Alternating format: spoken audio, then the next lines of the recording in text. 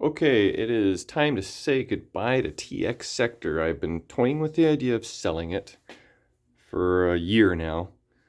And finally today I decided that I'm gonna make it happen. There's a couple reasons.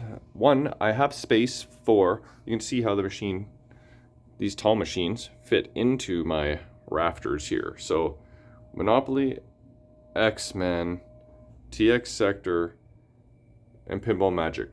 Literally, I can put 4 tall machines on one side, and then on the other side, I've got Fishtails, Funhouse, Walking Dead, Johnny Mnemonic, all which I don't want to sell. Pirates, I'm still contemplating. I just got that basically done, so I've been playing it a bunch lately. But I only have space for so many tall machines in the collection, and I have several tall machines in storage that I really need to cycle through. And the problem is, everything kind of becomes I want to keep it, but I can't keep it if I want to keep cycling things through. So that is one reason. The other reason is I've had TX Sector for 5 or 6 years, and I've had my fun with it.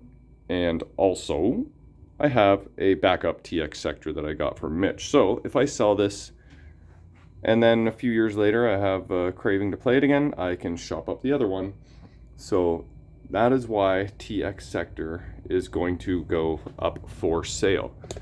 So what I thought I would do this time round is do a bit of a video walkthrough of the machine, because I can type up all the details, which I'll do most of, but it's really just easier for me to kind of go through the machine together and just kind of talk about it as we go. So let's just take it from the top. First thing is the display panel is at the top. It's in decent shape, and the displays have been working great. The translate is also in, I almost want to say perfect condition. I don't see any wear spots, but you will see also that I did install an LED tube in the back box and got rid of the old fluorescent tube, and I got rid of the ballast and the starter, so it illuminates beautifully. And the Playfield, once I first got the machine, I tore everything off the top side for the most part, cleaned it all up, re-rubbered it. For some reason, there was a piece of tape over top of the drop target. It was in the down position, and sure enough, the drop target was not working, or was broken, I forget, or both. So I peeled up the tape, and it did cause a little bit of wear. As you can see, I replaced the drop target with a new one and got new drop target decal. I think that was from Marco, but there's some wear here, but I did touch up that area. You can't really tell. It turned out very well. So that is that. In terms of what else I did on the Playfield, probably just do what I normally do: tighten everything, address everything, make sure no posts are broken, remove and clean all the plastics. And the only plastic that I recall has any chip to it is this one here, but take a look at all the other plastics, and you can see they are in nice shape. Clear plastics even. Slingshot plastics are not broken, surprisingly. And I installed these Lexan or PET-G washers underneath here, and in any areas where the ball makes some good solid contact, like right here. There's another washer there. And actually, I think that's it for the PET-G washers. I rebuilt the flippers, drop targets. A couple of those weren't working, but got those working. I don't think I installed new drop target decals. I think they were all good. It does have both original spinners, which is nice, because I don't know if they make reproductions for those, so you have to try and find one from a parts machine or something, but I always adjust and lubricate them so you can rip some good spinners, and they rip nicely. You can probably tell as well that I LED'd the entire machine, and it looks great. I don't do the flashers because they're just too obnoxious and bright. I've reprinted the apron cards. They might have originally been black, like the black hole Gottliebs. I can't remember, you know, some more, it might have been more like this, possibly. I don't know for sure, but I'm sure there's even cooler custom apron cards one could print if they so choose. And I do remember touching up the apron a little bit here. I can't remember what was on there. You know, you can kind of see that it's not the exact same finish, but from afar it looks fine. And it has these cool little mini ramp LEDs. I think they're number 89s. And I was looking into, sorry, those are incandescent 89 bulbs. I was looking into LEDing them. And at the time, I think they only had purple and green, and I wasn't so sure I liked those colors, so I never ended up going with them. But I think I seen someone do them in purple once before, so that is an option if you want to LED the running ramp lights. Also, you can see that someone at some point custom made these little sort of ramp protectors. I imagine, you know, the ramps underneath there are a little broken and chippy, but whoever did that did a fine enough job. I left it be, and I've been playing this game for 5 years. It's never been an issue whatsoever. They also made one back here, because I imagine over the years the ball smashing into the back of that could have caused some cracks or damage. And again, that job is sufficient and has worked fine. There's been no issues with that since I've had the machine. And this ramp on this side doesn't look like there are any cracks on there. These posts do their job protecting that ramp. And what else? So yeah, the Playfield is Mylard, pretty much from wall to wall. You can see from here to here, all the way to here.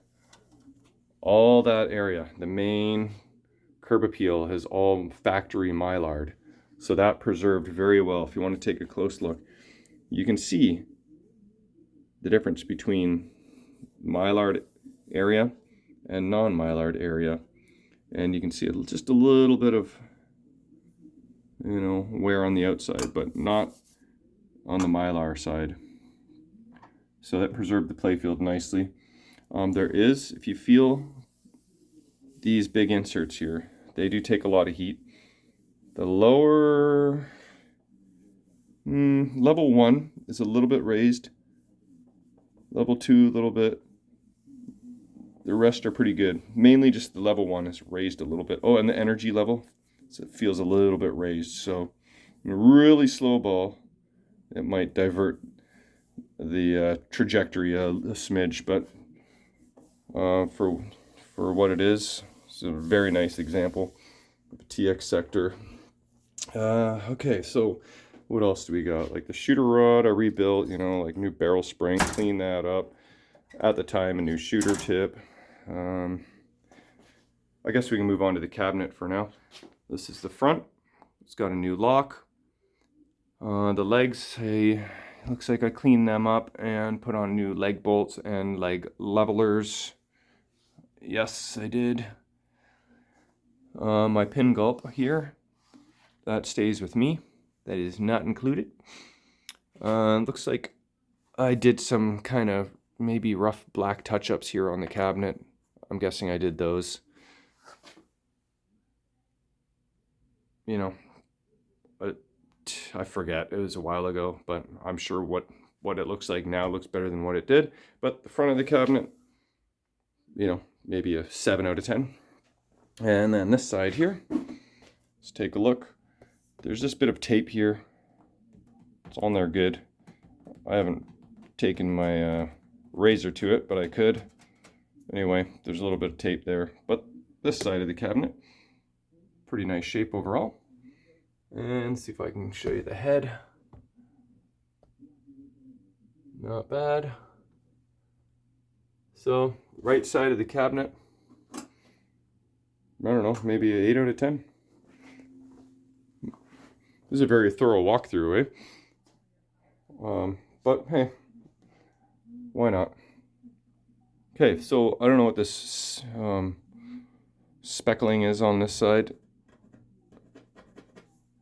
I honestly haven't really looked at my cabinet this thoroughly in a long time, because I not usually staring at my cabinets. I'm usually playing my machine. So I'm kind of looking at this for the first time in a while as well. And this head has seen a few nicks and dings over the years on the left side here. So this whole left side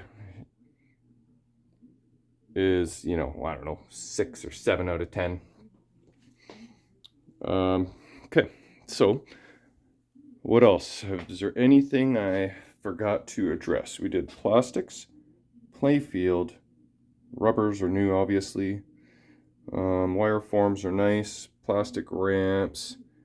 Oh, looks like I did put a red LED flasher in that one there, but I did not in the orange one. And I did not in that orange one either. I think that might be it for Playfield. Pretty much, I think I covered everything. So let's go under the hood and look at the last few things. It's really a Playfield cabinet, translite, display. Those are the main things you want looking good. Okay, so ouch, I just pinched myself on my tripod. Let's go under the hood here.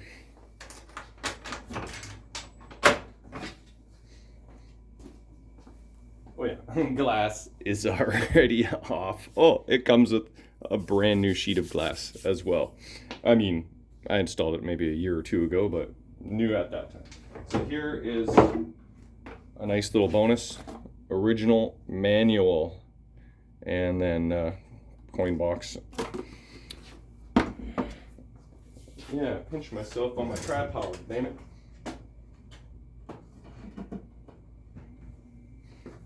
Okay, so here's inside the cabinet.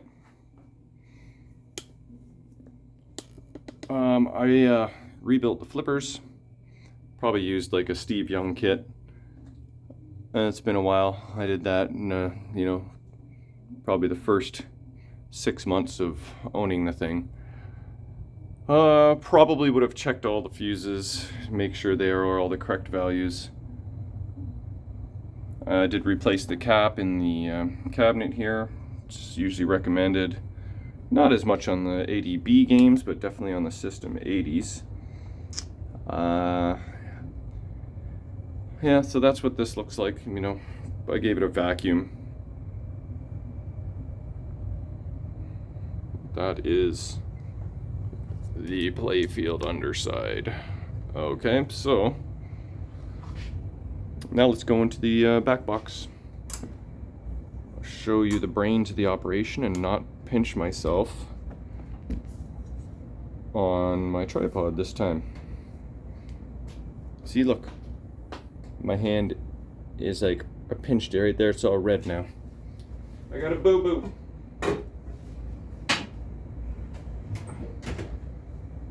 I also have a gameplay video I took of this machine like just a couple months ago, so you can scroll back on the YouTubes or search for it specifically. But Jamie is sleeping right about there. That's where the couch is right now. She's taking a nap. So I won't be busting out the gameplay just yet. So just refer to that old video. It's only a couple months old. Okay, so let's get into the head here.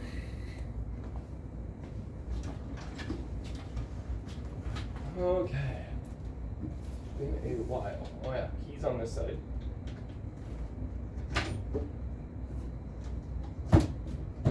Oh, it was unlocked.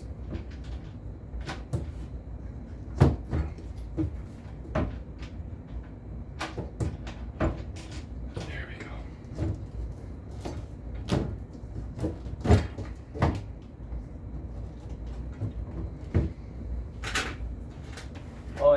remember.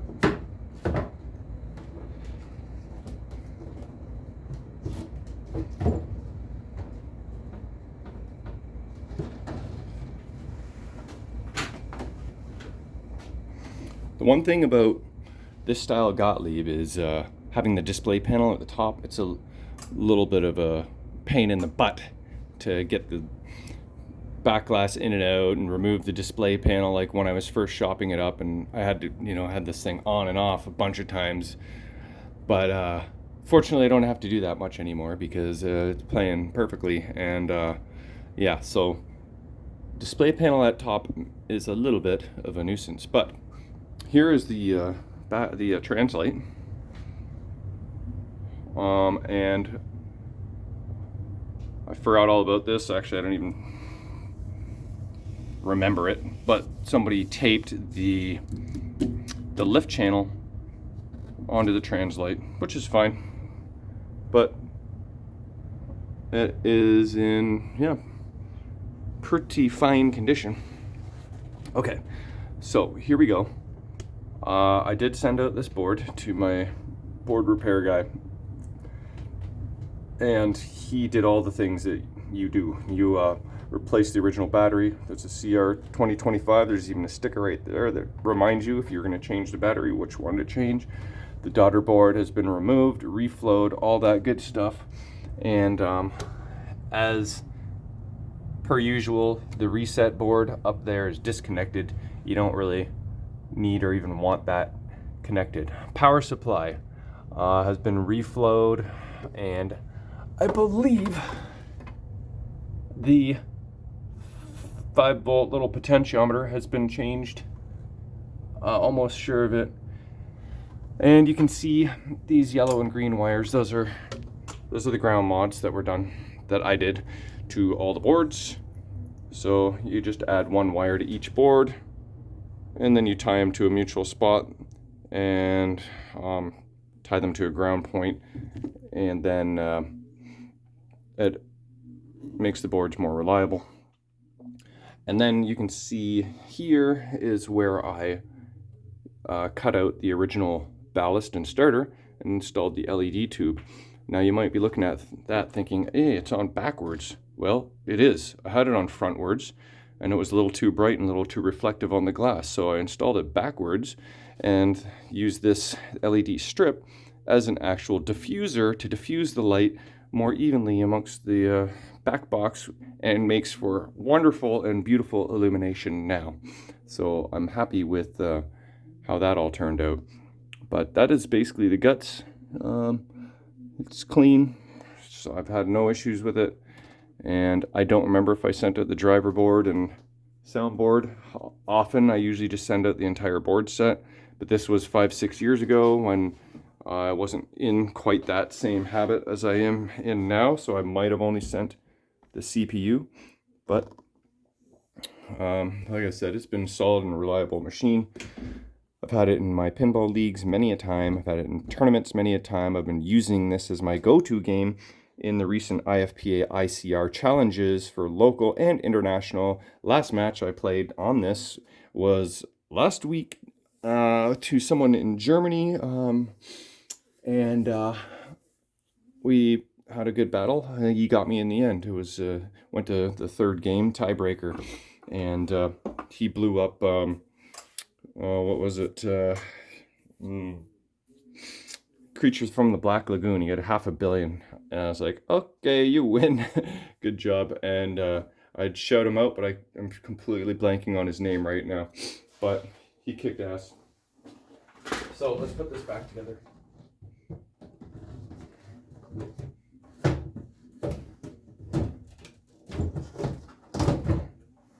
Always easier to put back together than take apart for some reason.